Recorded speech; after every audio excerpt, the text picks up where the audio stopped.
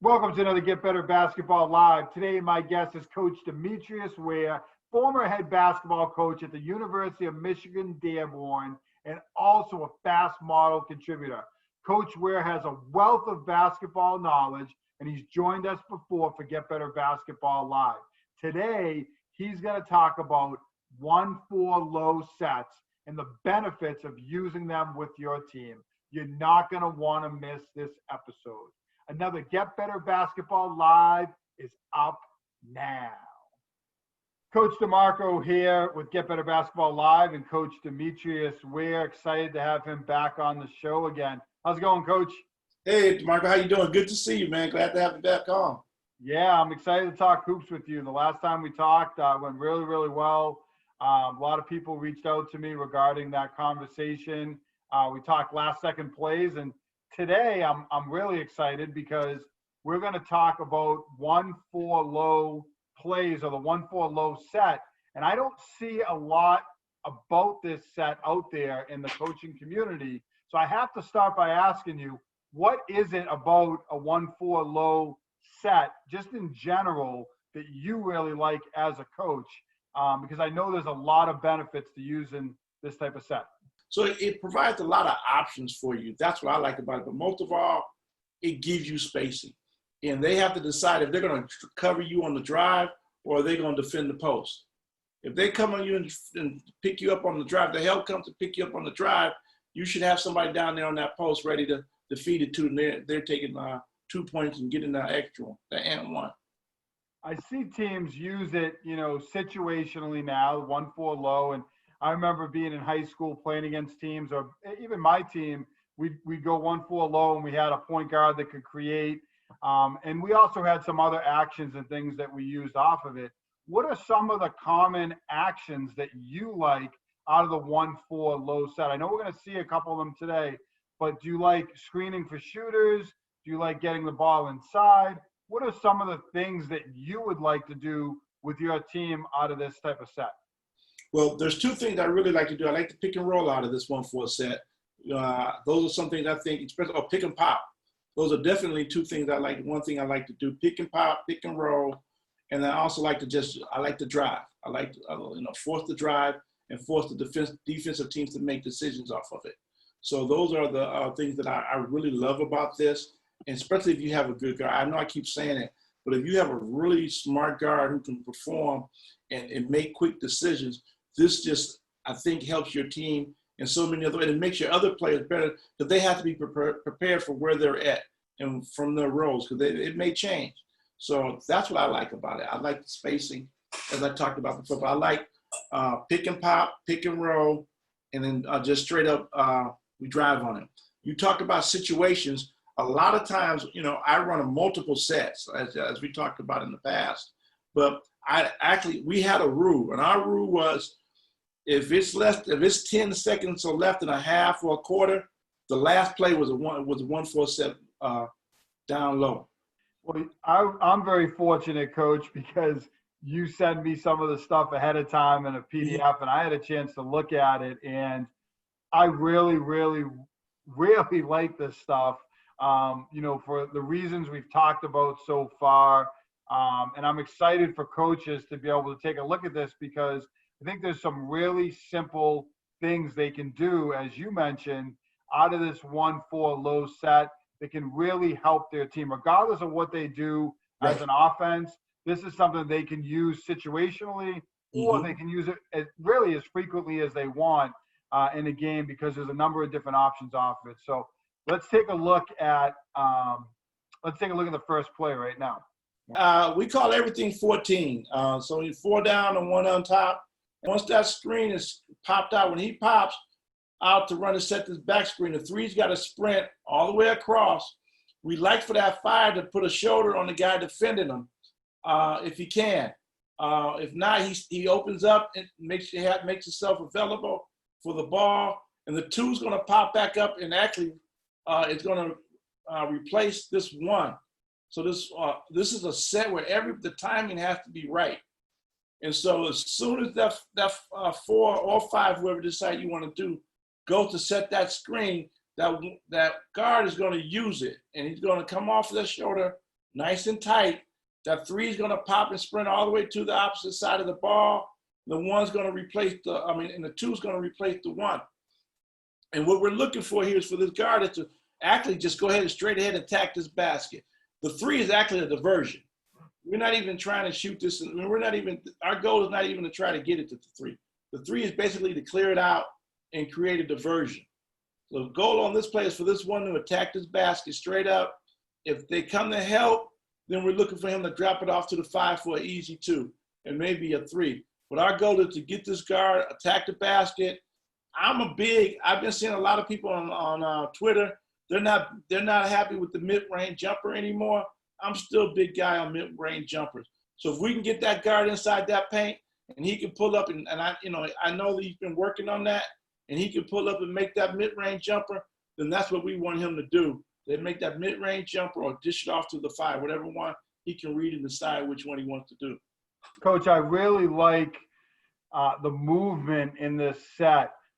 I think as a younger coach, one of the things, let's run pick and roll, and it's an easy way to kind of create an advantage for your player.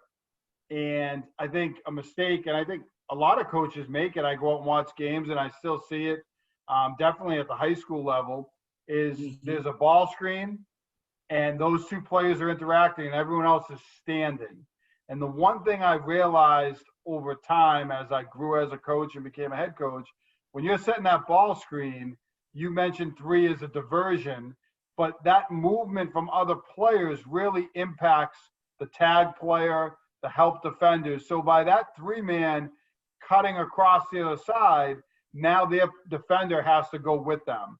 And if they don't go with them, that's going to cause some other reads. So what I really like about this is obviously the spacing, which we've talked about, but the movement from other players. Two is coming high.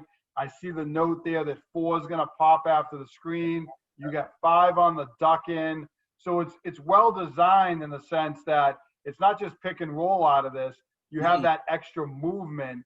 And I think that really makes it difficult on the defense. Why now I'm excited to see what are the wrinkles that you run off of this. So what does wide two look like for your team? Well, wide two is another one. Again, everyone's in the same position. We'll switch them up, three to one side, the two on the other side. This is a new version of wide, basically, that we use. So we have another play that we call wide. So wide two is the next version of wide, as you can see in the diagram there.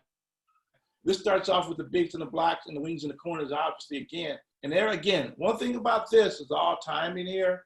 So what we're looking for is to feed that ball on that two coming off those screen, that double screen off of five, and then keep on going to four.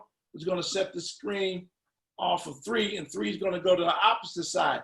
Now we don't have it on this chart, I don't believe, but four has to turn around quick enough to be able to set this other screen for two coming off. So two's coming off of five really hard, but it's got to be time because three's got to be moving two.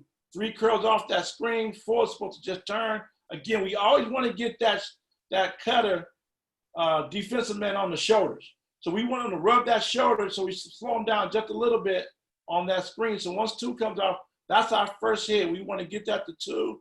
So then we have the three over there on the weak side of the ball behind the three. And then one's going to go set a down screen for five, and five going to pop up. So two now have a decision that he wants to make. And depending on how we run this, he should have an open four down at the bottom, or he can go to our main source off of this, which is hitting that five right there. And again, with a lot of players not having, a lot of coaches not having numbers anymore, this could still be somebody that can turn around athletically and hit that pop, or again, they can kick it back out to the three. So we got a couple of options with this. But this play basically is to get this five a good position to either turn and spin and attack the basket or pull up and shoot. And if our two's nice and set, he can shoot as well. Love the way that you use the movement to create a really simple advantage for one of your players. 5 screens away, then they're flashing high after they screen for the 2-player. That obviously can put the ball in their hands in a position to score.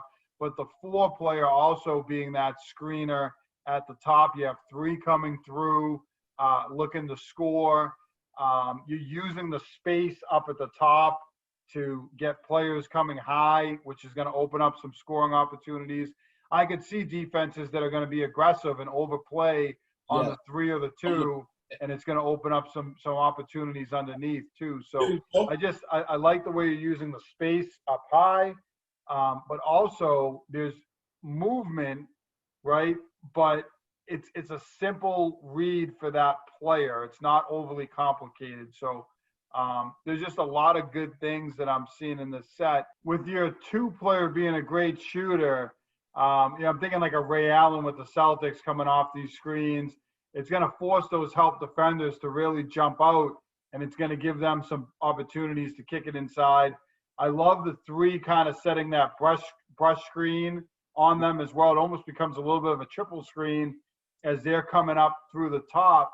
And it has a little bit of a floppy action look to it. I know that they're coming one way off of like a kind of a low stagger, but it almost has a little bit of they can kind of start to go one way and then use the screens going the other way. So I'm just seeing a lot of opportunities, some counter actions and things off of this, which I really love about it.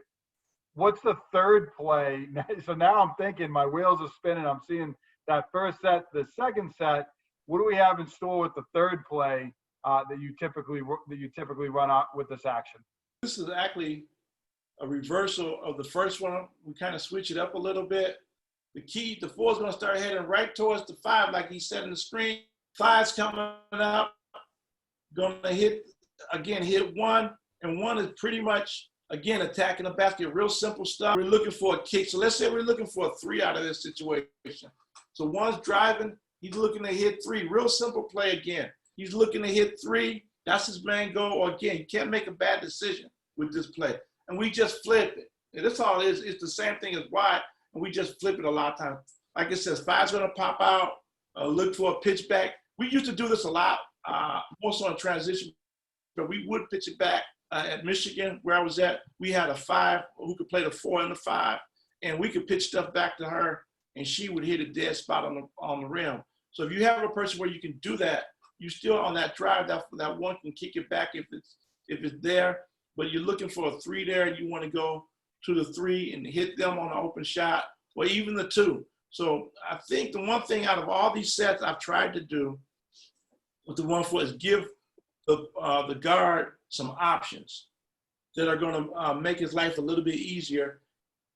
And it's a whole lot easier when I'm not chewing them out for a bad decision, where there aren't too many bad decisions you can make in these sets. Drive, and again, when you're driving, one of the things that players have to understand is if that help comes, that's what you're looking for, because that's going to give you the option to make that play instead of freaking out. There's somebody open. Just like when we tell our kids, if you're being trapped, that means someone's open. You're going to find that open man. Same thing of these 1-4 sets. When that help comes, somebody's open.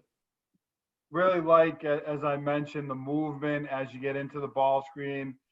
Looks like it's a little bit of a kind of a flat ball screen in this situation, although I'm sure you could run it to whatever side you wanted to. But I really like the action with the 2 players cutting through, as I mentioned. That was something I realized could really be beneficial. The 4 kind of, showing that they're going to set that screen for the 5. It's going to cause that 5's defender to hesitate a little bit. And then the 5's going to come high and set that screen for the 1. And you've mentioned this a couple of times. It's a simple action for the players. It's kind of a little bit of a smoke and mirrors with the movement. And then we're going to set this flat ball screen, and we're going to let our players make plays in space.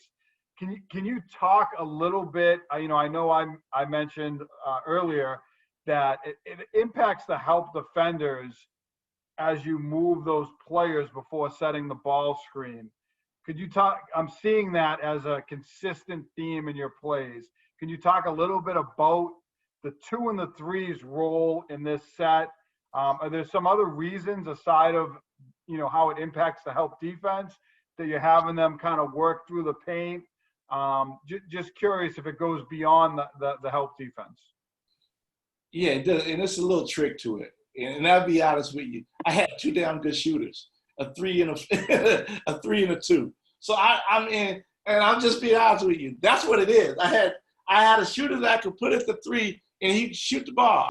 And so, and then I had another 2 guard, young man out of Livonia, Michigan, and he could walk off the floor and just shoot it right there. So I had 2. So when the scouting report looking at it, they're like, well, you got the 3 who can shoot. We got the 2 who can shoot. And then we got a point guard who's efficient, who's basically an all-American candidate, which he was at the time. And I'm saying, so this is why I could manipulate the 2 and the 3 a lot, where, all right, we're going to send the 3 low this time. We're going to send the 2 high.